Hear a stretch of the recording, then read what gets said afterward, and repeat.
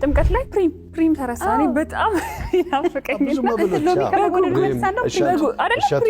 ፕሪም እኔ ለጥምቀት ብቻ የሆነች ትንሽ ቀን የሚመጣ ሁሉ ፍራፍሬ ነው የሚመስለኝና ከጥምቀት ሲመጣ አንዱ የሚናፍቀኝ ነገር እሱ ላይ ብዙዎቻችን ትውስታም ይመስለኛል።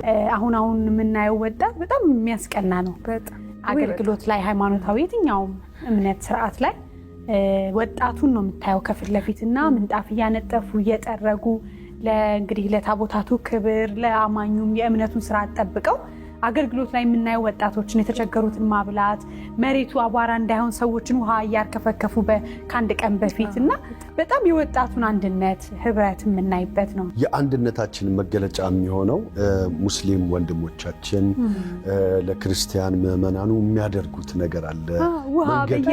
መንገድ ከመጥረግ ጀምሮ ውሃ ማቀበል፣ እንደዚሁም ደግሞ የህግ አስከባሪዎች ከህብረተሰቡ ጋር በጣም ተጣጥሞሽ ባለው ሁኔታ በሰላም ነገሮች ሲዋሃዱና ሲከበር የምናይበት አንድነታችን የሚገለጽበት በዓሎቻችን ናቸው። እኔ ምን ያስቀናኛል ብዙ ጊዜ የተለያዩ ቦታዎች ላይ አይታችሁ ከሆነ ራሳችንን ዲሲፕሊን አድርገን ወይ ደግሞ ራሳችንን ገዝተን አንድ ነገር ለማሳለፍ አንድ ሁኔታዎች ላይ ሲከብደን እናያለን።